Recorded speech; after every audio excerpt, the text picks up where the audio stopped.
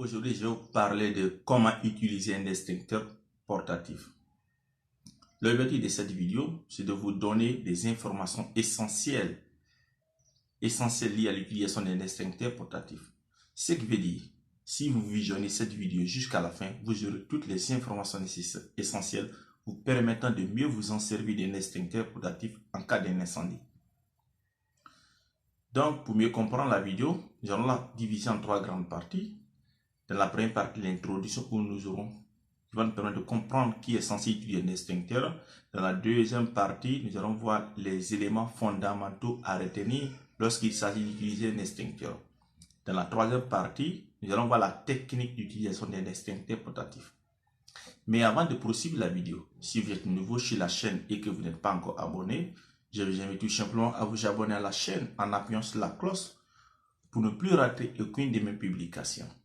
Selon les règlements de Occupational Safety and Health Association des États-Unis, personne sur un lieu de travail n'est censé utiliser un extincteur à moins d'avoir été formé à le faire.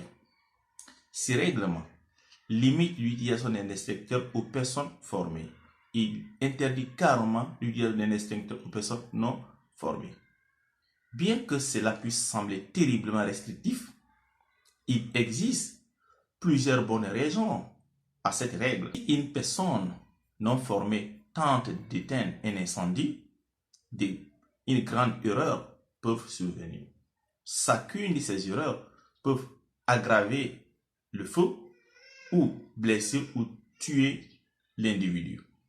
Prenons par exemple, si une personne est en face d'un feu de pétrole, d'essence, si la personne met de l'eau sur ce feu, des nuages, des vapeurs d'essence pourraient se former dans l'air et cela peut engendrer l'explosion de boules de feu, ce qui va provoquer la propagation du feu.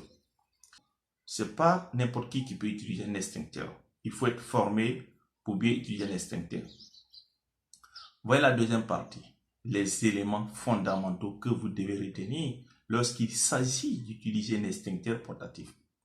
Le premier élément à retenir, utilisez votre jugement. Deuxième élément, communiquer. Troisième élément, préparer l'extincteur. Le quatrième, utiliser l'extincteur. Voyez donc maintenant chacun de ces éléments en profondeur. Utilisez votre jugement. Lorsque vous voyez de la fumée ou du feu, utilisez votre propre jugement avant de décider d'éteindre l'incendie. Pour vous aider à utiliser votre propre jugement, répondez aux questions suivantes. Le feu est-il limité en taille et en propagation? Est-ce que le feu auquel ils sont en face, la taille est limitée? Est-ce qu'il se propage vite? Aurez-vous une issue de secours en cas de problème? Donc, vous devez poser la question, est-ce que j'ai une issue de secours en cas de problème où je peux m'échapper? Et troisième question, connaissez-vous l'emplacement de l'extincteur le plus proche? Si vraiment vous êtes convaincu que le feu est contrôlable et que votre sécurité est assurée, essayez d'éteindre le feu. Si une réponse à chacune de ces questions est non, évacuez immédiatement de la zone. C'est très important. Ne prenez pas de risques pour ne rien. Donc, utilisez votre propre jugement. Analysez la situation avant de vous engager. Le deuxième élément fondamental à retenir, communiquer. Une fois que vous avez pris la décision d'éteindre l'incendie, il est fortement recommandé d'informer une autre personne de ce que vous faites. Et cette personne doit signaler votre activité à d'autres personnes. Cela est valable pour les entreprises qui n'ont pas un système, un réseau d'alarme, d'alerte. Si vous avez dans votre entreprise un système d'alarme, appuyez sur l'alarme pour informer l'ensemble du personnel de la présence de l'incendie. C'est très important. Il faut toujours communiquer, signaler l'événement. C'est le deuxième élément. Troisième élément fondamental à retenir. Préparer l'extincteur. Ce qui veut dire quoi? Vous devez sélectionner l'extincteur approprié. Vous savez, les extincteurs sont classés selon le type de feu qu'il éteint. Donc, choisir l'extincteur le choix de l'extincteur doit être approprié. Par exemple, il y a certains extincteurs qui sont appropriés sur plusieurs types de feux et d'autres sont utilisés sur un seul type de feu. Les extincteurs de classe A sont utilisés pour éteindre les combustibles ordinaires, le bois, papier ou le plastique.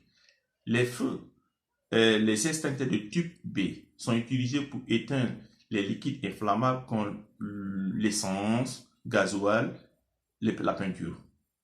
Les extincteurs de type C sont utilisés pour éteindre les équipements électriques, l'armoire électrique, les fusibles.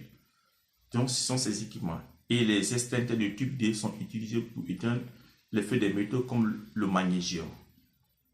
Donc, le choix de l'extincteur doit être très important. Une fois que vous avez choisi l'extincteur, retirez l'extincteur rapidement et soigneusement de son support de montage.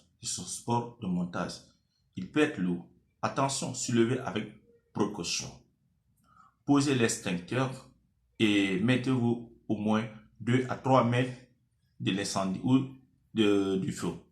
Dirigez la buse de l'extincteur à la base du flamme. Troisième élément à retirer. Le quatrième élément utilisé. Une fois que l'extincteur est déposé par terre, il est prêt et que vous êtes prêt à libérer l'agent extincteur, faites-le correctement. C'est très important.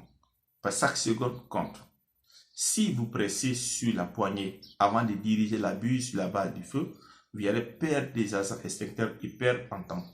C'est vraiment un gaspillage. Donc, vous devez utiliser de façon correcte pour être efficace. Ce sont ces 4 éléments fondamentaux à retenir. Le dernier point, la technique pour utiliser un extincteur.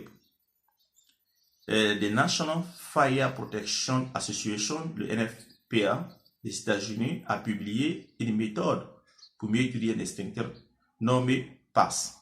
Le P veut dire proof the pin, c'est-à-dire dégoupiller l'élément qui sert à sécuriser l'extincteur. Le A veut dire aim, c'est-à-dire diriger la buse à la base de la flamme. Le premier S signifie squeeze, c'est-à-dire presser sur la poignée pour libérer l'agent extincteur. Ne soyez pas surpris du bruit ou de la vitesse de la libération de l'agent libéré. Le dernier S qui est, du moins sweep, c'est-à-dire balayer l'agent d'un côté à l'autre ou sur la barre du feu. Je trouve cette technique pour utiliser un extincteur. C'est très important de connaître l'utilisation des extincteurs. Si vous maîtrisez comment utiliser un extincteur, c'est une compétence capitale pour vous. Cela vous permet d'éviter les dégâts d'un incendie. Cela